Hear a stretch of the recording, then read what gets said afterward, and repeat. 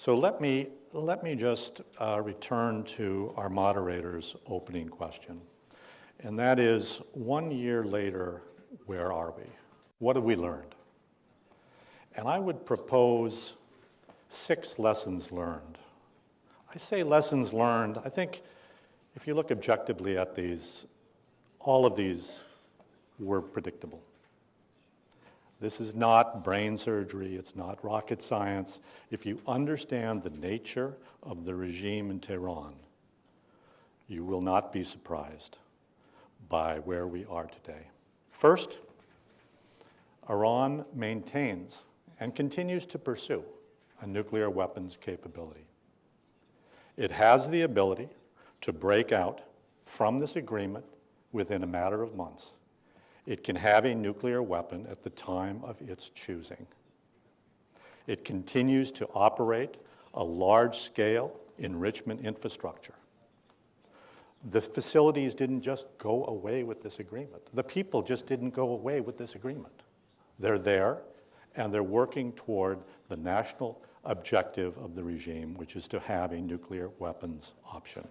On the surface, the regime has complied with a number of the key provisions of the agreement.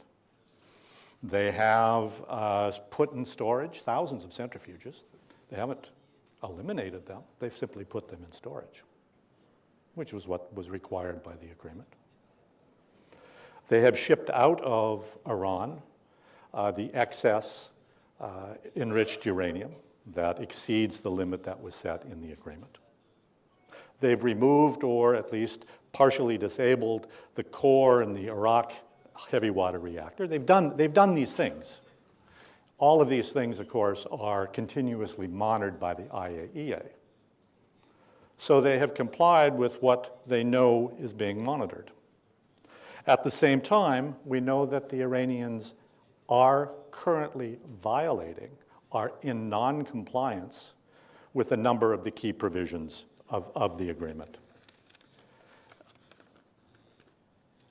Iran has, as was mentioned earlier, sought through illicit channels key technologies, both in nuclear and the missile field, ballistic missile field. There is a report out today from the German government that identifies over 100 times in the last year Iranian attempts to acquire illicit technologies.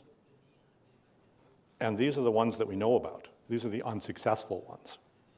Have no doubt that some have been successful. Iran has successfully stonewalled the IAEA on one of the key provisions of the agreement, and that was coming clean on the possible military activities or military dimensions, 12 of them according to the IAEA. There was to be another roadmap, yet another roadmap, and yet again, the Iranians have successfully frustrated the attempts of the IAEA. The fact that the IAEA has now gone along with this is an indication of the corruption, of the internal political corruption of that organization, a fine organization, but now, I would argue, politically corrupt. And the recent identification, and I don't mean to sound too much like a nuclear nerd, but the recent identification of uranium particles from the soil samples that were taken at Parchin indicate, according to the Obama administration, that Iran did in fact pursue weaponization, and have no doubt, I have no doubt, that they're continuing to do that in a covert fashion. And formally, outside of the agreement, unfortunately, I think a fundamental flaw of the agreement, but outside the agreement, Iran continues to pursue ballistic missiles, both at short range, medium, long range, including an ICBM program. And in terms of intercontinental ballistic missiles, there's only one purpose, and that is to deliver a nuclear weapon. That's the only purpose for that program. That program continues. One has to ask why, and I think the answer is pretty obvious. Second, we have learned, again, this is something that many of us predicted, that the agreement is simply unverifiable. Iran is able to circumvent the agreement in a number of ways. They continue to deny access to key people, to key facilities, the facilities that the Supreme Leader has declared off limits, including Parchin, including all of the military sites, continue to be off limits to the inspectors. And guess what? That's where weaponization activities occurred in the past. Where do you think they're occurring today?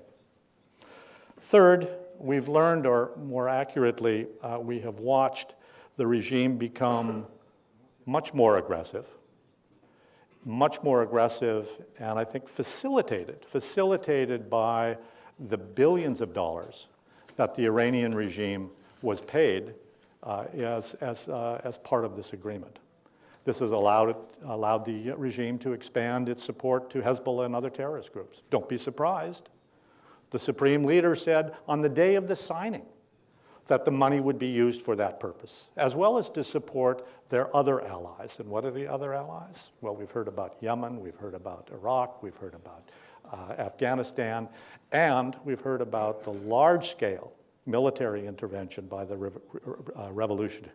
Revolutionary Guards in Syria, an estimated 70,000, almost occupational force size. Fourth, we have, and again, this was mentioned by Fran and other colleagues, we have watched the regime become even more aggressive internally, more brutal internally. This notion that the agreement would somehow lead to moderation of the regime was always a false notion. This regime is not capable of reform.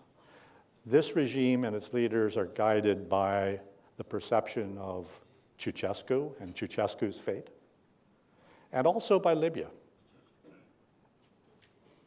Libya gave up its nuclear weapons program, and it became subject to outside intervention. I think this agreement has emboldened this regime such that it can be more brutal because it has more capabilities, and it has the assurance, at least in the minds of their own leaders, that it can go nuclear on short order and deter the type of outside intervention that one found in Libya. Fifth, we've learned, I think, very clearly that the policies of the P5+1 have failed. Plain and simple, they have failed. And sixth, and I think this is probably the most important lesson learned, we've learned that we must change course. We must change course dramatically. We must recognize that the regime will not moderate. We must pressure the regime from every possible direction. We must deny it access to the international financial system. We must stop the serial concessions that the international community led by the United States is making in the economic field. We must respond to Iranian adventurism in Syria, I think a great vulnerability of the regime, and we should be exploiting that, but we're not. And we need to counter its activities, its destabilizing activities in the other areas that we've mentioned, whether it's Yemen or Iraq or Afghanistan. We must stand up to Iran's violations of the nuclear agreement. And I think most importantly, we must support the resistance, the Iranian resistance to this regime. I think that is probably the most important thing that we can do. We can't have regime change from the outside. It has to come from the inside. But we can certainly support that. And we can support that by not giving in. I have a little sign in my office. It's a statement from Winston Churchill. And it's very simple. It says, never, never, never give in. Never, ever, ever give up. And I think that is exactly the type of determination that we need to support and we need to push forward to deal with the Iranian threat, which is more dangerous 1 year after the agreement than it was 12 months ago. Thank you.